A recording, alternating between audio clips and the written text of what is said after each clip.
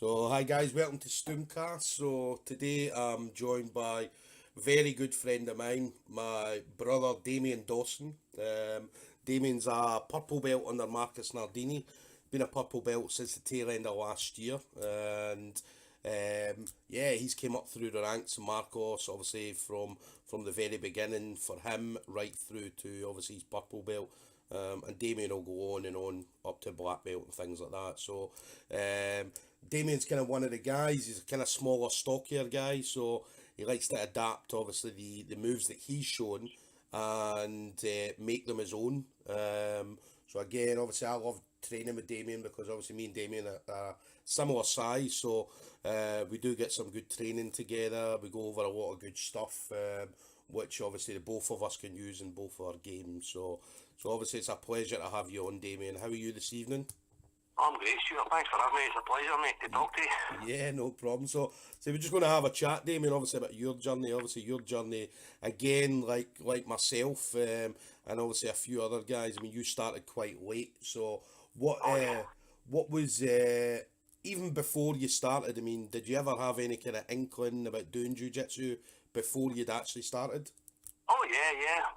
Well, way back in the day, I didn't start till I was 42, but I always had a wee fancy at having a go at it. Yeah. Back in the day, me and my mates, we used to watch a lot of boxing videos, and I grew up, my uncle used to run a boxing club, and, I used to kind of go and train there when I was a wee boy and stuff, and then you get in your teens and early 20s and stuff, the UFC obviously came about, and, you're sitting at one of the guys' houses, with 12 of you watching a grainy third generation copy of UFC 1, 2 and 3 and Yeah. marvelling at Hoyce Gracie wiping the floor of everybody and stuff like that. Yeah. And I kind of, later on, I still watched a lot of fights, but it was more, I was into the Brazilian Valley Judo fighting, Yeah. like old school stuff, and I get hooked on seeing guys like Marco Huas fight, Pedro Hizzle and red haired and guys like that, Yeah. It was real interesting to watch, and I thought, I'd love to do that, Yeah. definitely. Yeah, and we always talk about fate, fate in jiu-jitsu or destiny. I mean, obviously when you started jiu-jitsu, it was kind of fate for you. So obviously you're knowing about how it all came about for you. So obviously, how did you first get into jiu-jitsu with Marcos and things like that? Well, I remember it was about, I think, the kind of mid 2000s. I remember in the local paper, Marcos had put an advert in about training. Anybody wanted to go and learn Brazilian Jiu-Jitsu, and there was absolutely nobody about here. That you'd have to maybe go to Glasgow, and I'd seen a few seminars that I think Scott McVie had put on at the Kelvin Hall with Hoyce Gracie over and stuff. That Yeah. I could never, get up there and just through work and stuff and family stuff and that. But I thought, I would like to try that. And I saw it. And then, life gets in the way. And then maybe about 6 or 7 years later, I was working in a local shop in Kilmarnock in between kids and stuff. Just doing a wee part-time job just to kind of help with the childcare stuff for the good lady of mine. Yeah. And then this guy comes in, and he kind of thought, all right. And he started talking and that, and I was serving him in the shop, and he was buying, I think it was like mastic or something, And it was the accent that got me. Yeah. And he started kind of, I took his name to take his receipt and that, and I said, oh, you're that Brazilian guy, does the jiu-jitsu and stuff. He said, yeah, man, the way Marco speaks. And then we get talking a bit, and I said, I used to love watching old fights, and I was talking, about Fabio Gurgel and Marco Huas and, Dixon Gracie and, all the kind of old guy, Manuel Bustamante and all the, pride fighting and all that kind of thing. His eyes was lighting up and he was getting all excited and stuff. And long story short, after about a half an hour conversation, I tried to serve a guy in a shop. He's like, there's my number. If you want to come and try a class, come and try a class. Yeah. So I'm kind of like, you know what? If you don't do it now, you'll never do it, Yeah. So it took me about a month to kind of pluck up the courage to go, and I took my missus with me, for the first class, which is quite funny. That's, he says to me, I'll come and try it as well, you know. And, we end up, first night we were there, we were drilling double leg takedowns. Yeah. I proceeded to, you know, drop the leg in for a takedown, land on a foot and break a toe. So she keeps casting it up to me, you know, and then that was her last ever class. She never ever came back. So yeah. she said, you know, carry on, you know. Yeah. That was it. So that was funny. But then I've never looked back since then, you know. Going in there, I couldn't do nothing, you know. It's always funny because sometimes Marcos, he comes into the gym and he'll say, Damien, this is a new guy that's come in and go with him and stuff and that, and you just, you know, help him out a wee bit. And he always says, look at Damien, he says, when he came here at first, he couldn't do anything, you know, he was, you know, rubbish. And, you know, I'm no, you know, I'm not going to argue with you, you know. Yeah. Could he do a forward roll or a backward roll, you know, to save my life, but there you go, he's just kind of digging and, you know, keep trying and you get there in the end, you know. Yeah. But that always makes me laugh, you know. Yeah. And your wife's a Nardini as well, not obviously of Marcos Nardini, but your wife's... Yeah, she's an Nardini. She's from the same area, the same regional area as from where his family's originally from. Yeah. Yeah, and that kind of keeps me in the good books as well. So obviously you've went on. I mean, obviously I was there when you got your purple belt. So obviously, over the moon. Have you seen the picture of that? It's still the best photo bomb in the history of mankind. That man there, I'm kind of, you know, all emotional and stuff, standing there with my coach and there's you jumping up the back. Brilliant, I love it. Made my day, that. So for anybody that doesn't know, I mean, Damien, there's a picture of Damien when he got his purple belt, where he's standing, and it was a great picture. Obviously Damien and Marcos are standing there, getting a picture between the two, and then away in the background, obviously I'm standing in the background and I seen the picture getting taken, and I've jumped up and done a big hey, and that's Damien. That was Damien's profile picture. Do you know what I mean? So it was a fantastic picture. Obviously ruined with me in the background. I loved it, mate. I loved it. It was brilliant. It was absolutely fitting for the day, definitely. Yeah. Obviously we've seen that, and again, you were quite shocked. I mean, everybody kind of knew it was coming, but for you, you were obviously quite shocked when Marcos... Oh, yeah. I mean, you know, as I say, I'm no... I wouldn't say I was a competitive guy. I'm not one for, you know, hardcore training, doing loads and loads of comps and that. I just love the art and I love the sport, you know, the aspect of it, and that's the thing. And to get that was, truthfully, I was a wee bit taken aback, you know. But you know, I'm not complaining now, you know. Yeah. I remember he was talking about, because obviously when he was handing out the belts, he was obviously explaining about the person he was giving it to, and obviously as he started explaining it, everybody was like, he's talking about Damien. And then we looked over at you, and you're looking about like that. I wonder who he's talking about. I know. It was a bit, it was funny. It was a really nice feeling. There definitely was. It's a nice touch, you know. Yeah. He's a good coach and a good guy, you know. So that was definitely made my day that day. Yeah. Sure. Yeah, it was a good day. That's definitely well deserved purple belt for yourself. So now obviously but I know you love watching the guys. And you love being a part of getting these guys all ready for comps, whether they're going to like the quintet or the SGI, or if they're doing a local comp, or even like for us going to the Euros. And I know me and you spent a Sunday, we were going over a couple of things. Just a couple of nice wee details. I mean, I always find when the guys are getting ready for comps, and I'm always available. You know, I mean, I like training with the guys and getting in their frame of mind as well. And maybe adding, if I can give back a wee bit, you know, that I've took out the sport, you know, through other guys, higher level guys when I was at the lower levels and stuff. So see, my style is, I mean, I like to kind of adapt stuff to suit me, and if I can help with that, a wee bit on with the guys and get them rolling and stuff as well with them, that makes me happy, you know. It makes me put a wee bit back into the team, so to speak. That's what I try to pull over, you know. Yeah, and I know there's a lot of good guys in Kilmarnock. I mean, there's a lot of guys that are coming up. Davy Sharp. I mean, Davy Sharp.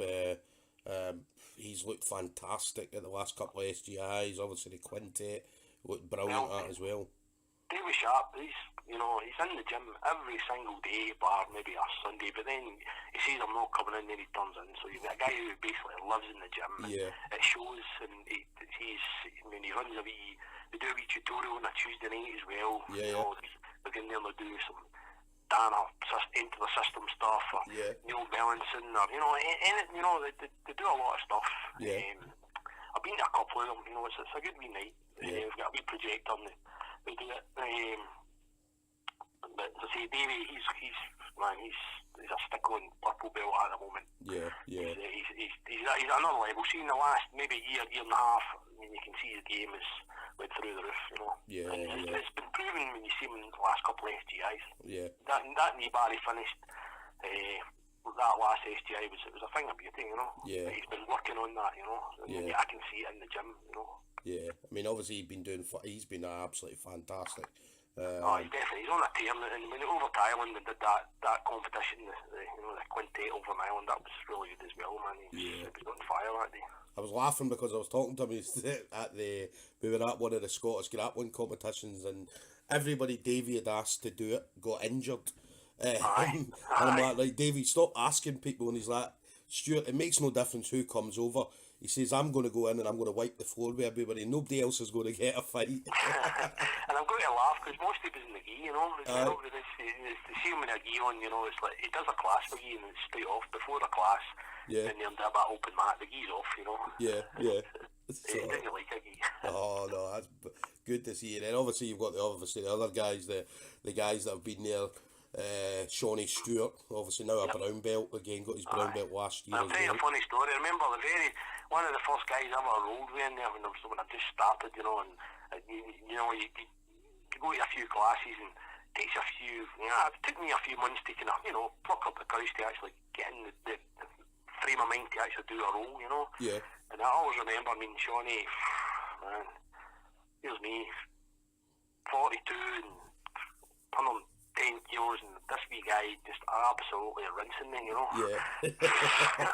just for a laugh, and I was like putting me up in the air, and it was like a cartoon, it was hilarious. But he still does that now. He still does that now. Do you know what I mean? I know. I've been rolling with Shawnee every chance that I can get when I get in, and always have a good battle, because I know what he's going for, and he knows what I'm trying to go for. So it's me trying to pass him and him trying to sweep me. That's it for the full round. It's good stuff. But then you've got other solid guys as well. I mean, like Jack Brown. Jack, yes,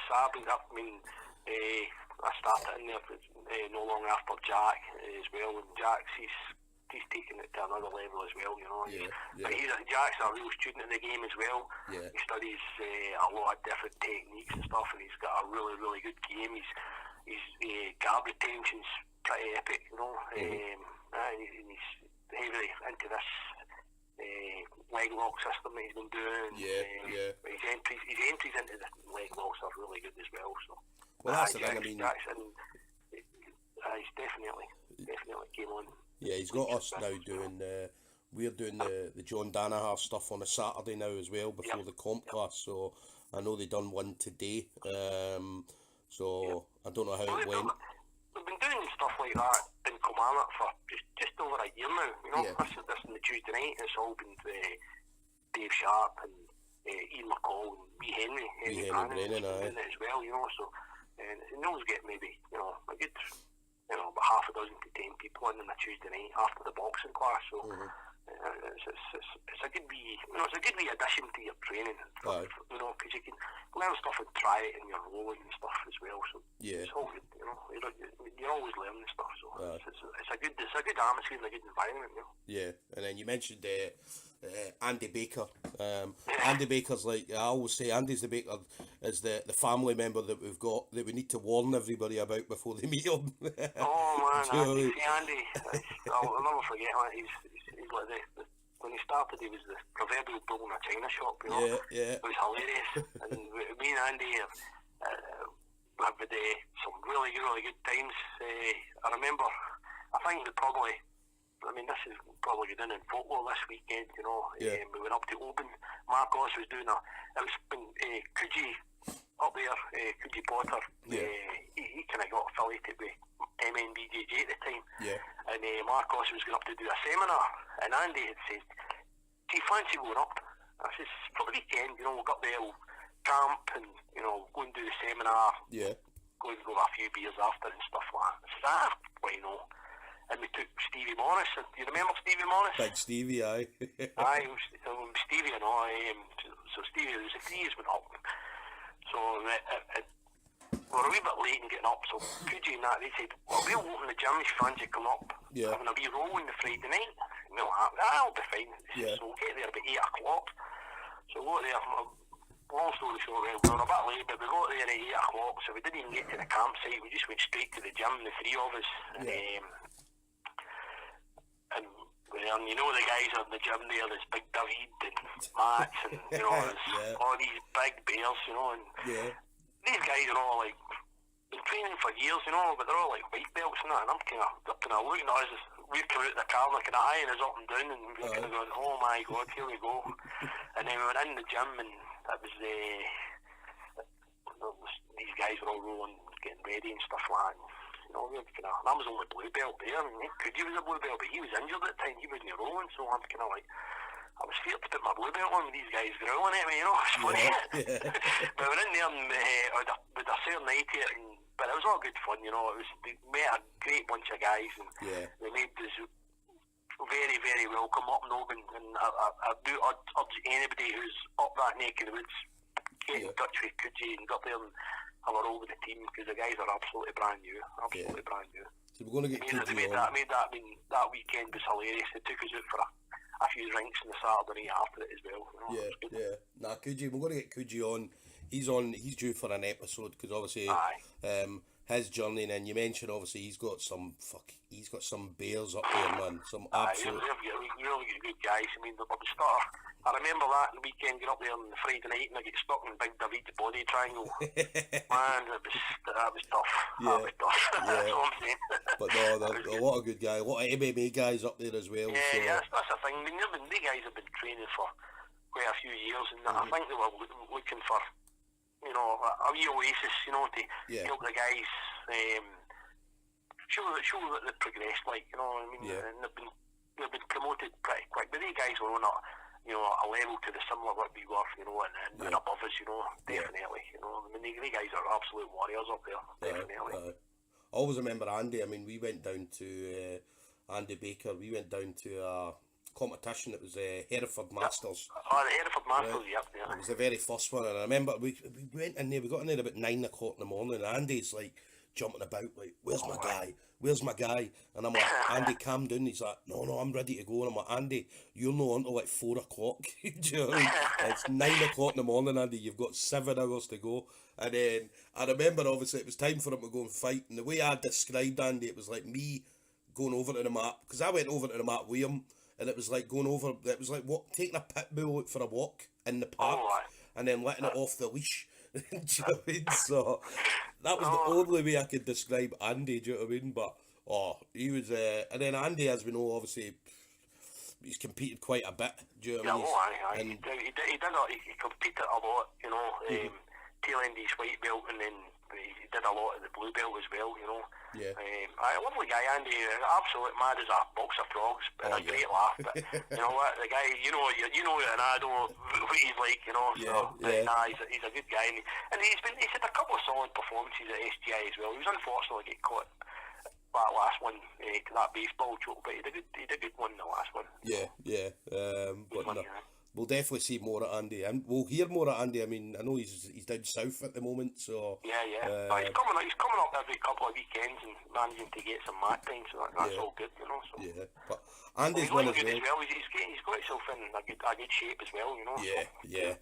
I remember he dropped down because he was always in the high 80s, and then when we seen him, he'd managed to get down. I think he got down to about 82, and he looked in absolutely fantastic shape, and I can't remember what he was training for. I'm sure it was one of the SGIs. It was SGI, it was SGI 3. So that was the one with Jamie Harvey. Was it? No, in fact, it wasn't Jamie Harvey, because the Jamie Harvey one, did he not take on last minute notice? Yep. Aye, that's the one. Aye. And then, but he got himself into really, really good shape. And he went out and, unfortunately, Jamie caught me that stupid calf slicer. It was a calf slicer, wasn't it? So calf slicer, that's right. he got caught in that, but I mean, I think it was the one. It was the one after that. It was SGI3 because he did a game. It was a game match he did. Right. And he did really well in that. Yeah. He kind of dominated. He kind of survived the first kind of minute onslaught, and then he swept the guy and got on top and just absolutely mauled the guy. Yeah. You know, I don't think he finished him, but he just just dominated the whole position. You know, so which was good to see. But he worked really hard for that. I'll give him that. You know, he worked really hard. Because I remember he was up at us. He was in Glasgow, and then he was doing in Kilmarnock training for it. And he was getting in as much mat time with like bigger guys. Do you know what I mean? Or trying to get in as much with bigger guys or higher rank belts. Do you know what I mean? And as he managed to. Well, that's one thing about Andy. Andy's not scared to throw himself in the line, right? That's for sure. Yeah. That's for sure. Yeah. He's absolutely fearless, you know. So that's good. He's one of these guys who walk in the gym and he'll look for the biggest guy. Like, who's the biggest guy? Who's the best guy in the room? Like, I want to fight him. And you're like, Andy, man, oh my God. So, well, that's I mean, that's the bit like myself again there. And sometimes, you know, because of my weight and stuff, and the only guys I've got to kind of train with is like Big Simon or Big John Murphy, you know. I mean, I've been training with Big John solid for just over a year now, you know. I'm going I'm for a wee kind of roll about tomorrow with him in the morning, so it's good to I like rolling with Big John. He's solid, you know. Big John, yeah. I mean, I saw him rolling the other night. We were in the gym Tuesday night there, and we did obviously the king of the mat at the end, and he was rolling. We've got a sambo guy in the gym, Big Sergey, right? Aye. Now Sergey's probably, I would reckon, he's about the height of Big Simon, right? Aye. Big guy, big sambo guy. I mean, he's quite a high level sambo guy, and obviously you had John in a Kimura. And obviously, John's arms are big as they are, right? And he's trying to Kimura him, and I'm looking at John, and John's looking at me like, he's not got it. He's not got it. And then obviously John got it, so. Well, see, I mean, John, physically, he's a bit of a specimen, you know, for a kind of mature grappler myself. And John's a wee bit older than me, but his shoulders are cannonballs, that's for sure. But I had him in a clock choke, and I was walking round, and I slipped in a wee bit of sweat in the mat, and I went straight down and landed on my ribs on his shoulders and, you know, broke two of my ribs. I was out for about 6 weeks. I'm sitting there lying and like, been pain in the mat, and he's like, you okay? I says, I'm alright, and one of the guys, it was Big Quentin, he's a nurse, he come up and he kind of poked my ribs back in for me, but I was out for about 6 weeks for that, and that was just me, a slip, you know, trying to do a clock choke, you know, and the mat right on his shoulder. He's solid. And he looks, Big John looks, when you look at John, you think, my God, because he looks intimidating. And he's such a nice big fella. Total opposite. He's a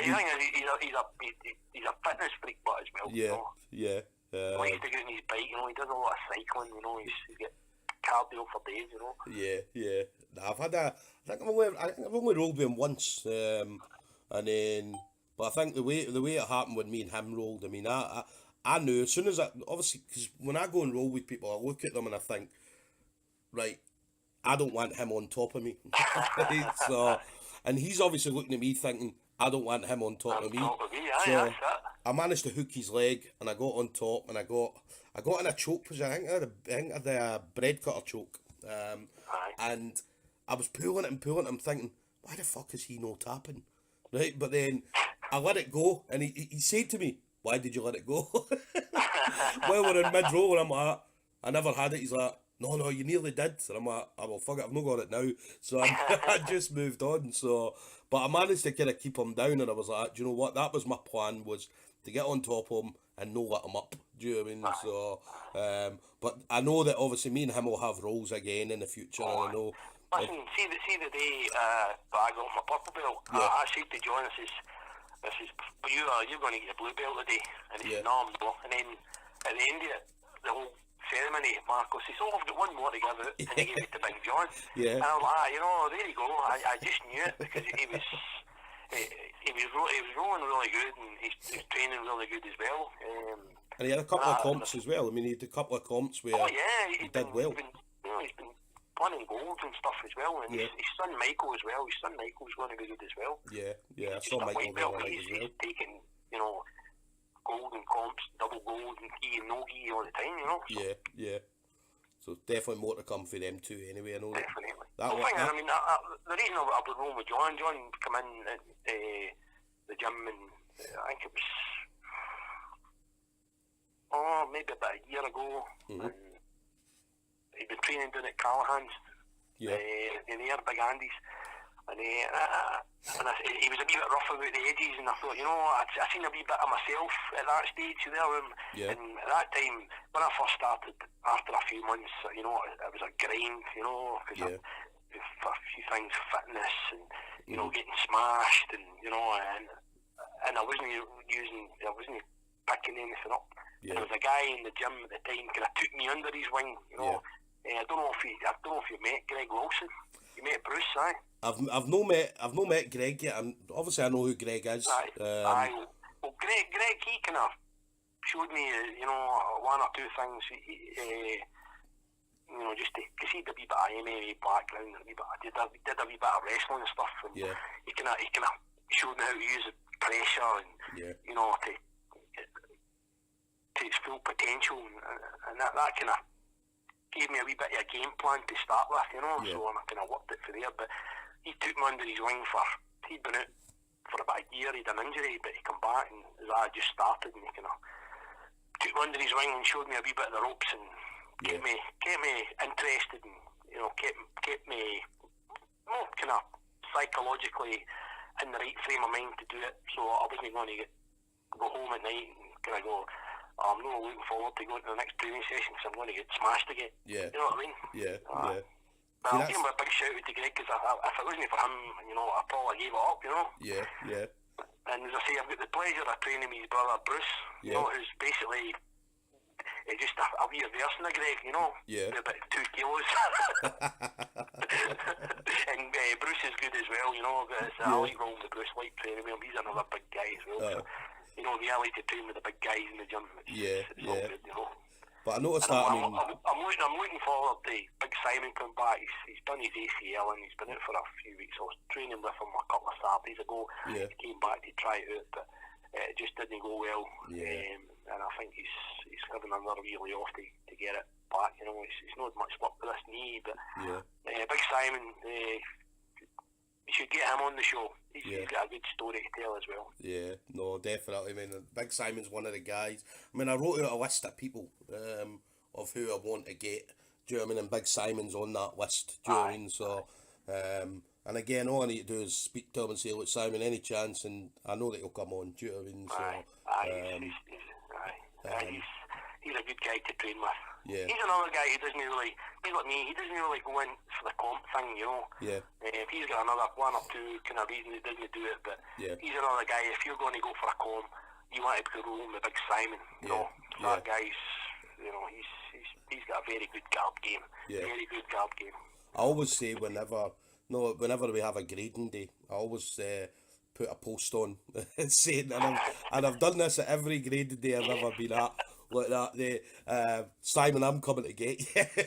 So, and he's always like, here I am, you know where I am, you know where I'll be. And then whenever we go in, we obviously do the grading and all that, and then we come to the rolling, and Simon's looking about for me.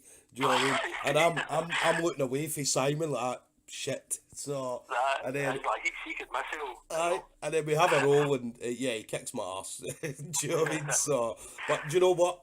It's all love, do you know what I mean? So, definitely. As I say, if I roll Simon, if I get past that, those big 6'6" long legs, and if I get past that guard, I'm happy. Feeling that, I just kind of try and get underneath them and try and survive. That's that. But I noticed, obviously, with you, I mean, obviously, again, you touched on it, taking people under your wing. Any new guys that come in, I mean, you're usually one of the kind of first guys that they remember. And because, again, you kind of put yourself out there, obviously, let them know who you are, and you kind of show them about. I remember when I first came down to, when I moved over from GB to Marcos's, I came down and my first class was in Kelly, and one of the first two people that I met was you and Andy Baker. And obviously do you know what I mean? It was like once I'd met you, it was like I'd known you my whole life. Do you know what I mean? Well, I'd seen you at a few comps and stuff, but I hadn't really got, you know, I mean, because you were competing quite a lot, and I was just there with the team, supporting the team and stuff. Yeah. Hadn't really got a chance to, you know, introduce myself or talk to you at the time. And when you came over after all that Ferrari at GB Glasgow and you and other guys came over and that, I mean, it was great, you know. It's good to get other guys, you know, new guys, fresh guys into the team, and like a guy like yourself, you have a lot of competition experience as well. And it was good to know. I mean, as you say, you know, after, you know, one night down at Kelly, you know, it's like we've known each other for 20 years, you know. Yeah. But that's what I always remember. I say the first kind of two people that reached out was you and Andy Baker. Do you know what I mean? So, and it's always good. I mean, as I said, obviously starting a gym for the first time or moving from one gym to another, it's a scary thing. Definitely. I can definitely agree with that, you know. I mean, there's a few, as I say, like a few of you guys that come down, you know, Paul McIntyre, man, Thomas has come down, Thomas Wilson and that's come down, you know, they've always been welcomed in there, you know. That's what we try and do, you know. It's you don't want people to come into a gym and kind of go, I don't like these guys, you know. So you've got to kind of put yourself out there and make it as friendly as possible, you know, and make them feel welcome. And it's more relaxed, you know, because as you say, you get into somewhere new, it's a wee bit daunting, you know. And then obviously we're getting on in years. We're not in our 20s anymore. I'm 48 now, so. Right. So how do you juggle obviously your life about? So obviously you've got the family. You're obviously working. You do obviously jiu-jitsu. So and not just that, but I mean you're going out. Obviously your son plays football, and you're there every Saturday or Sunday or whenever he's playing football as well. So how do you juggle everything? How do you have a plan? I'm going to do this, I'm going to do that, or how does it work? You have, when you get into that stage, you have to set yourself a plan. I mean, I've got my certain ways. I mean, because of my work, I can actually only train. I can only get to a class every 2 weeks. Right. So the weeks that I can't get to a class, I sometimes get in the morning. Maybe if I can get somebody to come in the morning with me, I'll get in maybe 2 or 3 times a week. Maybe about 8:30, 9 o'clock in the morning, just about an hour and a half. Maybe do a wee bit of warm up, some drilling, maybe a couple of rounds at the end, you know. And maybe Big John Alexander will begin me Scott McCullough in the morning, you know. 2 other big giant guys, you know. And it's good fun, you know. But Scott, he's out long term just now. His knee's been reconstructed. And Big John, he's working quite a wee bit now, so I've not been really getting as much in when I work back shift, you know. But when I work early shift, I'm looking forward to. I think that's what kind of helps me out a wee bit, because I go to a class a wee bit early. I'll go in. The class doesn't start till 6:15, so I try and get in for a bit between 4:30 and 5 o'clock, so I can do a bit of drilling, refresh stuff that I've missed, catch up with the guys, see they've been doing, get a couple of rounds in, and if the boss is in, maybe get a round with the boss, or get a round in with Shawnee, one of the other coaches there, and you know, a higher level guys, you know, and just a big Hugh McCartney, you know, again, a big Hugh, straight brown belt, always a good role. And you know, go to the class and 100% focused, you know, on that. And even if it's a technique that's not going to suit me flexible wise or, you know, ability wise, you know, I always give it my 150%, because I know I'll get these 3 hours or 2.5 hours of what I've got, and that's me to my next class in a couple of days' time, you know, because I've got the wee man, I've got his football training on a Tuesday night, and the missus, she takes him to his swimming on a Wednesday when I'm not there, and then a Thursday she does her things, so I've got the wee man on a Thursday, you know, stuff like that. But, you know, on the Wednesday, we're going on the Wednesday, we do the no-gi class, I get in time to do the no-gi class, then we do Ryan Bennett's class, the gi class after it. So I get 2 classes in there, and I'm, you know, as I say, I'm 150% focused, you know, on that. And I think it doesn't make me lackadaisical, if you know what I mean. It doesn't make me like blasé about it. I really get really focused on it, and I try and take as much as I can. Yeah, You know, definitely. But you know, that is, it's a hard thing to do. But you know, life is life. You know, so you just have to, you know, get take on as with much as you can get out of it. You know, yeah, definitely. and then obviously you mentioned there about obviously the techniques and all. Now obviously Marcos does exactly the same with me as he does with you.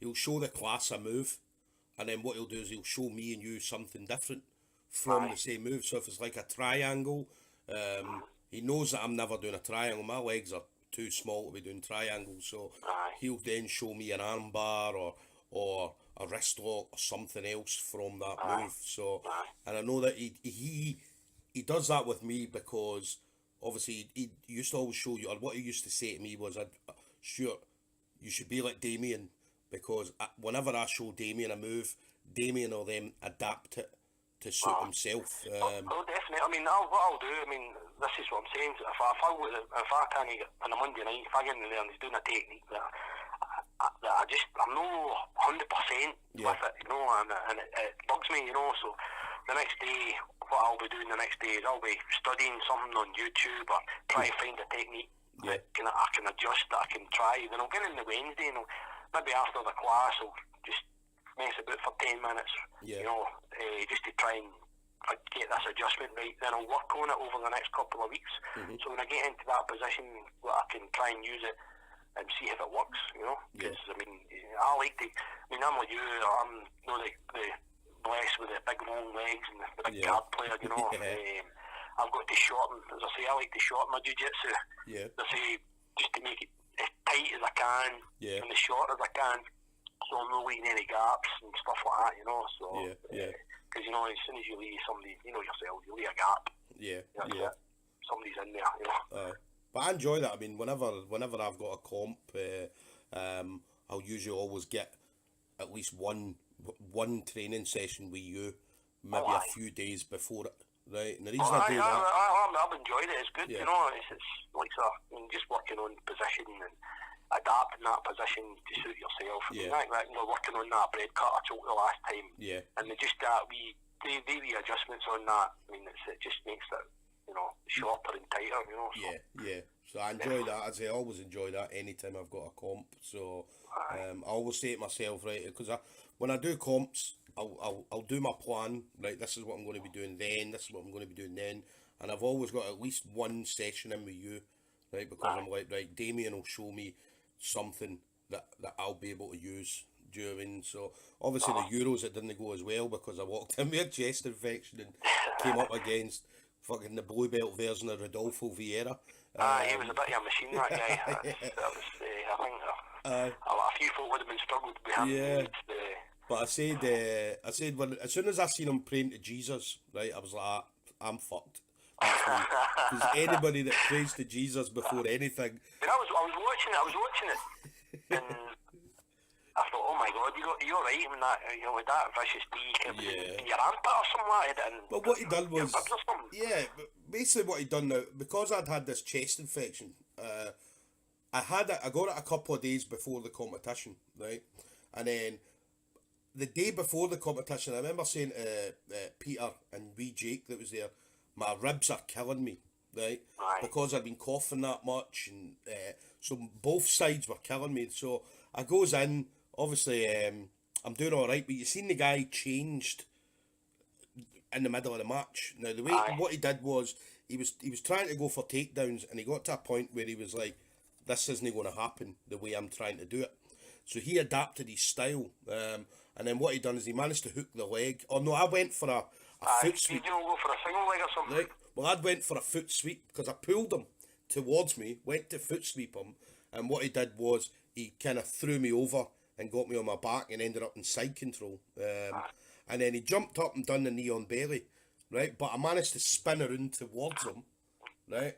And then try to grab his leg. And as I did, he spun around the back to the other side, and then he grabbed the back of my collar and he grabbed my bottom leg. And he jumped up and put the ball of his knee right into my ribs and pulled it. And that was pretty vicious. It was horrible, man. And I mean, the people in the crowd, I mean, Jake and Peter were the people in the crowd all just went, "Oh!" Well, it's when you were kind of lying down after. I thought, man, he's really done you in. You know. Yeah. I thought really damaged you pretty bad. I felt a crack and I was like, he's just broke my ribs. And I remember coming off and sitting at the side of the mat, and they brought the medics around and all that. And I had to go around with the medics, and they had the ice on it, and they were like, right, we're going to call an ambulance. And I'm like, no, it's fine. And probably because but I'd been coughing or that, maybe my ribs were kind of a wee bit more enlarged than normal. But I was like, nah, I'm no fucking leaving here in an ambulance, no chance. I'm walking out the same door I walked in. So, but yeah, it was a horrible one, as I said, but... Aye, it wasn't very nice. When I saw it happen, I was like, this thing, Peter was steaming it, was it Thomas who was steaming it? Peter or Jake, aye. I was Peter, I think it was Peter was steaming it, and I was watching it live, and like, oh, that did not look too nice at all. Yeah. But you were there, and you flung your hat in the ring, mate, you know, my hat's off to you for doing that, you know. I shouldn't have been on because of the chest infection. I should have just said, you know what? But see, the thing is, I'm there, right? See, if I put my name in for a comp, I've made weight, I'm going to compete. Do you know what I mean? So, even if my legs don't work, I mean, we don't need legs in jiu-jitsu. Do you know what I mean? So we're absolutely fine. Do you know what I mean? So then, obviously, for you, Damien, as I say, we know about the family life. You as well, I mean, you get over Italy every year. Yeah. And I kind of laugh about this because I'm like, wherever Damien goes, he's got a gi with him. And me, you and Andy, we have that joke. If we ever see each other in Asda or Tesco's, then we're it's on. Somebody's getting double legged, so... the cereal aisle. And the cereal aisle. So yeah, you get over Italy, and again, you've found a guy who... I mean, we talk about this all the time, but the guy you trained was a big 120 kilo black belt. Yep. Well, it was about 3 years ago. I was going over and I was looking for someone to train. Yeah. And I hit up Roberto Atala because he's got a gym in Florence. Yeah. Right? And at the time, I says, "Is there anywhere round about Lucca to train in Tuscany?" And he says, "You can come down and train with me if you like." He says, "But there's a guy called Fabrizio Carvalho." He says, "Give him a message on Facebook and he'll accommodate you." He says, he's a active competitor as well, and he's a good teacher and that. So that's what I did. I just direct messaged him on Facebook, and he says, "Yes, come down." He says, "The gym's closed because the students are on holiday or something." He says, "Come down." He says, "I'll get you a private," and he says, "We can do some rolling." Yeah. And I says, "That'll be fine," you know. So I went down there and found the gym and stuff, and walked in, and there's this guy, man, big smiley face, you know, and he's the big Brazilian guy, he's 120 kilo black belt, man, and at that time he had a wee checkmate affiliation at this point, but now I think he changed to BJJ for life, and I think their head coach is in Switzerland. Yeah. Is it Jose Maria Rangel? I think that's the name of the coach there. He's a coach. So that was it. So I go back there every year, and last year I took one of our teammates, Marco Lazzuri, over. He was over in Italy at the same time, and he was in the same area, and I says, you know, I'll set it up, and do you fancy coming down and we'll, you know, go rolling? He says, I will go down. So I went down, introduced him to Fabrizio, and you know, this sort of wee sports centre they've got, the training there to get the match done, and you know, you get in there and everybody else put the match down, have a couple of hours in there, and it was 10-minute runs we were having, you know, so 10-minute runs in this 35-degree heat, you know, in this greenhouse, you know, it's like this sports centre with the one wall with just glass windows, and when it's hot, you know, so 10-minute rounds, and then it was like a minute break, you know, half a gallon of water, back on the mat, you know, it's good fun, you know. So I'll be taking the gear again this year. I always like to go catch up with it, you know, so it's a bit of a kind of tradition for me to go over there. Yeah. Do it.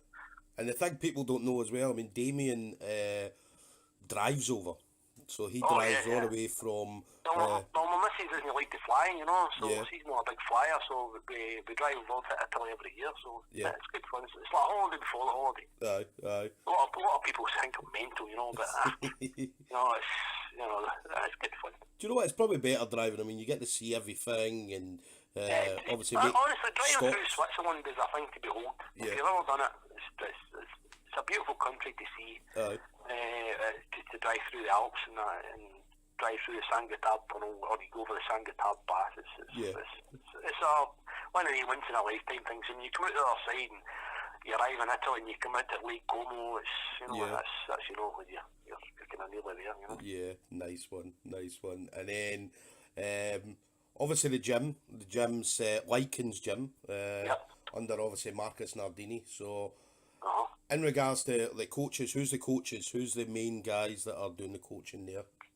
Well, on a Monday, we get Marcos, he comes in the Monday. Yeah. And a Tuesday is Jamie Macro, he does the boxing class. Yeah. And then after that, we Davy Sharp's in with the technique stuff. The John Danaher stuff, yeah. Henry is pretty good. Yeah. Then on a Wednesday night, Marcos, he does a no-gi class at 5 o'clock. Yeah. Then after that, you get the grappler, Ryan Bennett. His Taker's classes are great, you know, really, really good. He does that class 6 o'clock, it's usually about 7:15. It's a really good class. Then Thursday night, you've got one of the OGs, Scott Dickey the Panther. Yeah. He does the beginners class, and anybody run about here, Ayrshire wants to go and learn some jiu-jitsu, you got to learn for the Panther as beginners classes. I've been to a few, I haven't been to a few for a while, but if I'm at a loose end on a Thursday and I can make it, I'll go there, because it's always a very, very good class. It's always good, I think, to keep your eye on the fundamentals of the sport, and take a beginner's class every now and again, keep your toe in, refresh stuff. But no, Scott's a very, very good coach. And Scott's been in for years as well. The guys that he's brought up, that are all blue belts now are, legit blue belts. I mean, real legit blue belts, But Callan Cuthbert and Chris Cuthbert, and you've got Ian McCall there, Chris Lawrence, these guys that used to get promoted back there, they all went to that class, and there's some guys who are just, they're ready to go, blue, But I'll give big props to Dick. He's brought a lot of kind of good guys through the club, And you've got Friday night, you've got wee Shawnee Stewart. He's Shawnee, he does an OE class, and a Friday night, and that's always busy. And then Saturday, you've got Prison Rules, Mr. Joke Love, Professor Joke Love. Always, if I'm not working on a Saturday morning, I get into that class because I absolutely love it. It's probably the highlight of my week to get in there and get a roll with Joke before the class, and take his class, because Joke's jiu-jitsu is really, really good. When you start to put a game together, Joke and God rest his soul, Rob McCrum, he helped me out a lot with my half guard. Rob was good, half guard game was really, really good. He kind of helped me out as well with that. And to this day, that's the kind of basis of my bottom game, with a lot of half guard. Thanks to the guys, it is as good as it is, So obviously anybody that doesn't know Joke Love is Ayrshire's first black belt. He was Marcos Nardini's first black belt. And Joke, like me and you, is a short ass. So Joke's about 5'5" with shoes on. But Joke's game is absolutely solid. Absolutely brutal. We talk about he's got a brutal jiu-jitsu kind of. He didn't really go for names or techniques. He just says, things like, this will, fuck the guy up, or this will,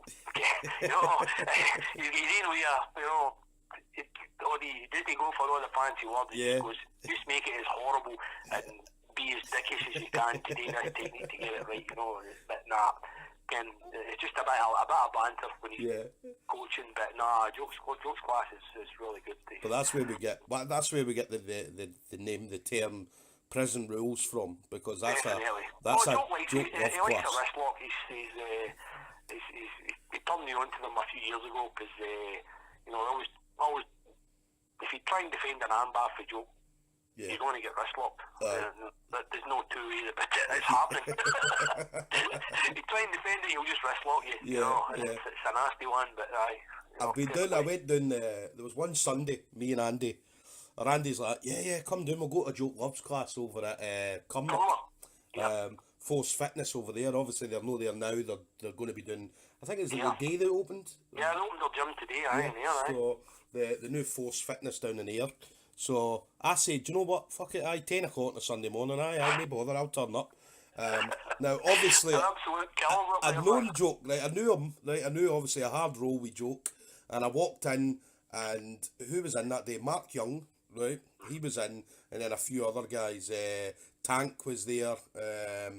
So obviously I've walked in, and I thought, do you know what? I'm getting ready for a comp. I'm thinking, right, I'm in no bad. I'm no bad. I'll do all right. So the first roll, big jokes, like, or wee jokes, sorry. Wee big makes no difference. Joke was like, go and roll with Mark, right? And I'm like, okay. So I'm looking at Mark and I'm thinking, Mark's a bit older, right? He's a bit bigger than me. He's going to be a bit slower. And Mark then proceeded for the next 6 minutes to kick my arse. Do you know what I mean? And then after that, Joke's like, right, roll with Tank. So then obviously I roll with Tank, right? So I got my ass kicked for Tank. Then I roll with Joke. And then I got my ass kicked for Joke. And I'm thinking, who's next? I'm thinking, what, man? So, but That's Andy Baker. See Andy Baker, he leads you astray. He's a bad influence, mate. But you know what? I enjoyed it, man. It's that thing you were talking about earlier on, saying, do you know what? You get your ass kicked, but you come back. You keep coming back for more. Do you know what I mean? Of course you do. That's the once you kind of get that over that psychological barrier of doing that, I think because I think that makes or breaks how your longevity in the sport. Because if you can't, a lot of people say, oh, it's just ego and all that. Once you get ego beaten out of you, but I think it's more psychological than ego, you know. Yeah. Oh, definitely. And then obviously a Sunday. Sunday's pretty much just an open day for you guys, is it? Obviously the guys just come in. I like to get in on a Sunday morning, and I like to just drill technique. Yeah. You know, I've got a couple of runs in. Yeah, fair enough. But I mean, you know me. I like to do a lot of kind of positional sparring, a lot of drilling, and trying out new stuff, and just kind of sharpening the iron. You know, kind of dotting I's and crossing T's on a technique that I need to adapt. You know, to suit my game. You know. So yeah. That's what I like to do on a Sunday. That's what we're doing tomorrow with Big John. I think I'm going to be working in some pressure passing with Big John tomorrow, so I've got a couple of things to show him. So you have to try it on me and just to see how I cope with his pressure. There's no point in me trying to do something if I can't deal with it myself. That's one thing that I like to do as well. You know. You know, give me your worst. And then obviously for you, I mean, Jiu-Jitsu obviously came along a bit later in life for you. Yep. But if you weren't doing Jiu-Jitsu, Damien, what would you be doing? Well, I played in bands since I was about 13, gigging. Do you know I found this out 2 nights ago, that you were in a band. You were a bass player. And you were one hell of a bass player, apparently. Well, so people have said in the past. I used to play in a band called Gene Pool. Kind of thrash band, kind of death metal stuff, kind of late 90s up to about 2007, 2008, we kind of split up. But I mean, played like the Wicker Man and stuff like that, and played over Britain and stuff, you know. Did a few festivals and that, you know, back in the day, and did a couple of CDs and that, and played with some big bands in the past, so it was good. And then I played in the kind of classic rock covers band with there was like 4 or 5 other guys with different bands. We used to just meet up, have a wee jam session, learn about 50 songs, and then go and play a few pubs just for a night out, have a laugh, get beers, play some tunes. And I reckon if I wasn't doing jiu-jitsu, I'd probably still be doing that. I can't do, as I say, this goes back to the kind of balance in your life, you know. I can't do one I've got to do one or the other. I can't do both, you know. Yeah, no. And I don't miss it, you know. I mean, I still pick the bass up and have a wee plunk about in the bass in the house, but I don't do it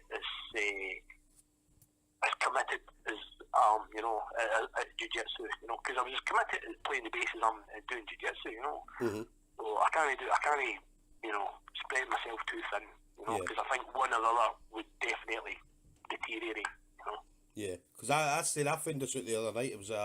There's a woman started in my work, right, and she was basically messaging me the other night because I was doing something in work for her, right, and then she's like talking to me about I meant to ask, how do you know Damien Dawson? And I was like, Damien's like my big brother in jiu-jitsu. Says, and she's like, yeah, he used to play in a heavy metal band with her kid's dad, right? And I was like, all right, okay. And that's what she was saying. She's like, he was an awesome bassist. But that was a woman, her name is Andy Murray, or whatever her name is. I don't even know if that's her right name. That's her name on Facebook. But she's an older woman, blonde hair, lives in... Aye. Andrea Money. Aye, I know her. Jim, that was a man. Jim, he played guitar. Yeah. So, but she said he was an awesome bassist player, and I was like, I never knew that. I never knew that at all. No, you've just sprung that surprise on me that you've done that. Well done for your research, mate. Absolutely brilliant. So Andrea Murray, I know Andrea. Yeah. So, but no, I'd say that definitely a thing I never knew. And probably quite a few people didn't know either. Do you know what I mean? So, I keep my light under a bushel in that one, you know, because I mean it's a different part of my life, you know. I did before I did this. So. It's all good fun. I've still got like 8 guitars lying about, you know, this house and, you know, my in-laws' house, you know. Yeah.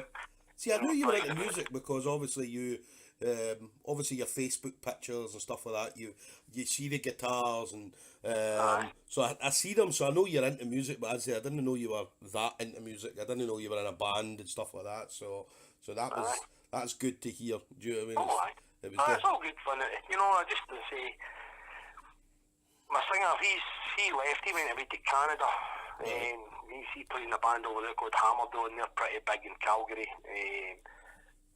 My drummer, he plays in an Anthrax tribute band called Aranthrax now, you know. The second drummer, because my other drummer, he's my best mate. Yeah. He's kind of retired now. Maybe wants to play again, but he just knows it. He's the same. Family stuff, carried there. Yeah. And the guitarist, I don't know, he's up there. I've not spoken to the guitarist for ages, you know. Aye. And then one final question for you, Damien. You're the first person I've asked this, all right? So I know this is not going to be a difficult one for you to answer, all right? But if Levi ever gets the balls to step up and fight me, who's winning it? That's a tough one. I'm going to sit in the fence, right? But what? I'm going to sit in the fence, right? I mean, I fought Levi and he's got a heavy top game, you know. Aye. I'll give him that. I don't know. It'd be a good fight to watch. Aye. But I reckon he needs to come down a wee bit. If he come down a wee bit in weight, maybe he can in the I know he's wanting to do an open weight thing, you know, but for the size, man, he's double the size, you know. Well, that's the thing. The last time I spoke to him, he was about 140. Obviously, I'm no 140. Do you know what I mean? I'm now coming down, and I'm probably about 106 now. And obviously, by the time I compete again, probably in the next couple of months, I'm going to be under 100. So, and I said that to myself. When I fought him, I was 102, 100. No, I was 105. He was about 128 or something like that when I fought. And he's what, 6 foot odds, you know. I'm like 5'6". It was a tough day, you know. I mean, they beat me 4-2 in points and neck crank me into oblivion, you know. But I wouldn't tap to a neck crank, you know me. I'm stubborn that way. Tap to a choke, I'm not tap to that. But there we go. But I'll be a good fight. It'll be interesting to see. But I'll be cheering on my teammate, that's for sure. Don't you worry about that, mate. Oh, I know that. And I'll help you get ready for it. You know? I know you'll be there, full of rum, like you were at the last couple. That's it, mate. I like a wee rum. It's been done. Brilliant. Well, listen, Damien, thank you again for obviously taking the time to obviously chat with me. It's been obviously I can speak to you whenever I want. That's the benefit I've got. So, but listen, it's always good to hear from you, and obviously hear a little bit more about you. So obviously the guys can kind of tune in. So listen, thanks again, Damien. Hey, sure, it's been a pleasure, mate, and I'll catch you in the matches, my man, alright? Will do, sir. You have a good night, okay? Cheers, sure. Thank you. Bye bye. Bye-bye.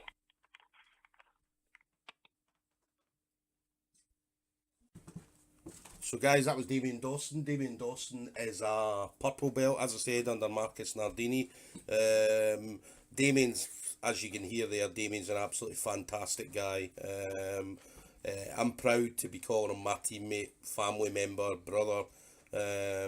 So always great to hear from Damien. As I said, he's like me. Obviously, he's shorter in stature, stockier.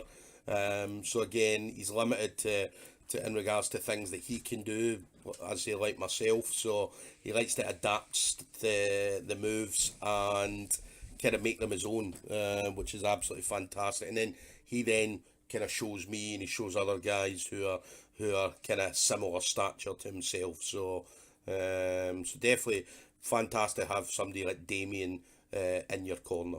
Okay, next I'm going to have on Dean Smith. So tomorrow we've got a call with Dean Smith. We're going to have a chat with him. Dean has previously trained with him at Gracie Barra. Dean then moved over to Barcelona, where he joined up with the Anaconda team, the Anaconda Fight Club, and then more recently setting up his own Kelpie, still under the Anaconda brand. And Dean had his first comp at purple belt. Now Dean had never competed for whatever reasons, but then had his first comp at purple belt, won gold, got his brown belt, then competed as a brown belt, won gold again.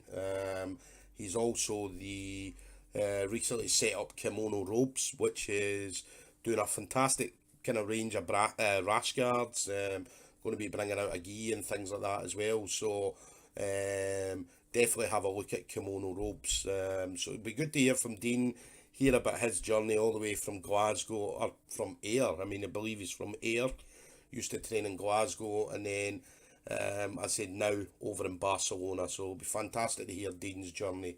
So listen guys, thanks for listening again.